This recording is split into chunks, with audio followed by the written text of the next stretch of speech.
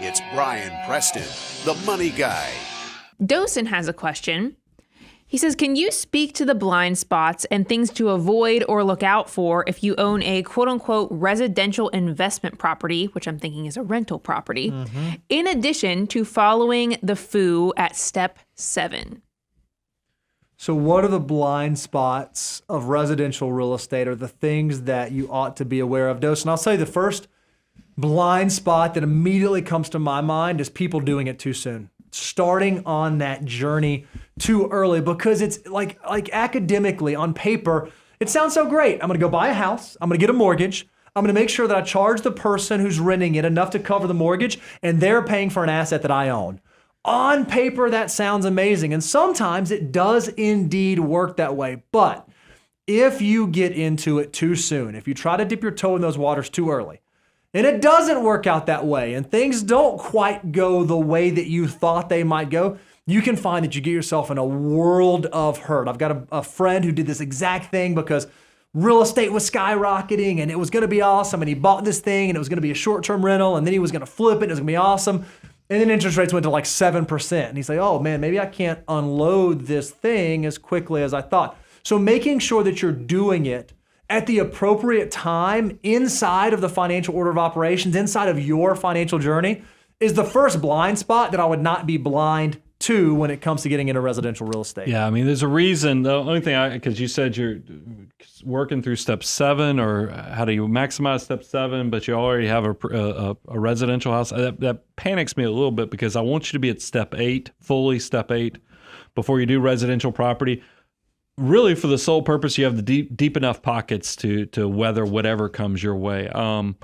I know several experience shares here is that Bo and I own commercial real estate together, and we have some empty spaces coming up, and it's one of those things where if you're in Franklin looking for space, let us know. I mean, you have to have, because it's great when people are paying your mortgage, because that's the dream, is that you buy an appreciating asset and then you use other people's money to pay for it.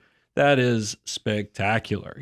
But that's not the way it always works. There's going to be ebbs and flows with that success over the long term, and you just got to make sure you can make it through all things that come your way. So that's the biggest thing, is make sure you have deep enough pockets that you can handle it when things go bad. Because the second experience share is that this is back when I was doing tax preparation.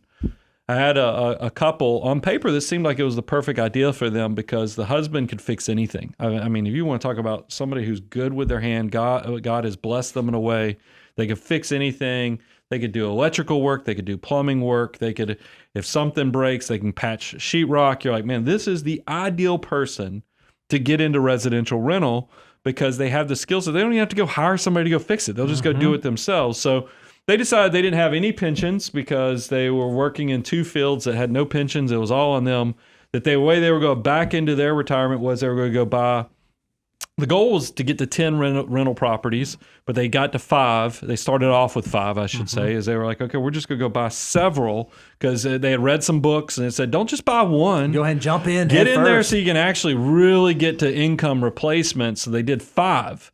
And the things I saw there was they did a few that were close, meaning that like a 5 to 10 minute drive from the house, and then they did some that were over an hour away from where they lived. And those hours away ate them alive too, because it's hard, even if you're handy, it is hard to go an hour away. That's why when I see this new social media trend where people are looking at cities that you can still buy houses for $60,000, thinking they're going to do rental property, even though that's a plane ride away, I'm like, ooh, that's crazy. I'd be a little nervous about that. But the other thing that happened with this couple was that we went through a downturn. I mean, we went through the 2008 through 2011 U-shaped recovery of real estate, where it sat down. And guess what? Some of those rental properties, because this was in South Atlanta, so this was not property. This is very transient, lots of turnover. And when you turn it over, they're usually ripping up your carpet, messing up your sheetrock, taking fixtures. They're doing some damage to it. You do that long enough, you get caught swimming naked. I mean, it really is one of those things where it ate them alive. And I don't know how the rest of the story plays, because this was, like I said, a tax prep client. But I know that they were hurting tremendously, and they took what should have been a good retirement enjoying those years to where they were now not only stressed with the maintenance of all these transient people staying in the property, but now also figuring out how they're going to make those mortgage payments. It can be stressful. So it goes back to, if I was summarizing, make sure you have deep enough pockets, and then make sure that the suit fits before you buy a whole wardrobe, because that's the thing. It's one thing. Like, I am bad. Bo and I are the same way. If we buy a pair of pants and wear them for about 2 months and I like it, I'll buy every color. Every of that single thing. color. But that's Thank fine, you, because I Lululemon. wore it for a little bit and I know it fits. What you don't want to do is show up at the store. You go and you feel it. And you're like, man, that feels like that would work. All right, let's just go ahead and take all of them. No, that's a disaster waiting to happen. Make sure that this whole thing fits before you go fill the wardrobe. I'm just going to add, Dosen, you said blind spots. I'm going to hit these really quick. People treat rentals like a rental. So know that. A blind spot is people will not take care of your stuff as well as you would take care of it. Rental property costs more than the mortgage. There are more costs than simply principal and interest.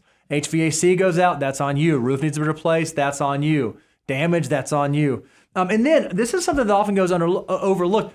It can impact your future financial decisions. If you go out and become levered on a rental property, and then you decide you want to sell your primary residence, you want to upgrade and move to a new home, the bank may say, hey, you got too much leverage. You got too much debt on the books. You got to sell that house before we're going to extend another loan to you. We're not going to let you move as easy. And your tax return is likely going to become more complicated, which means A, more expensive, and B, more to keep up with. So just know that there are some unintended consequences that come along with real estate as well. It's not a bad thing. It's just something you want to go into with eyes wide open.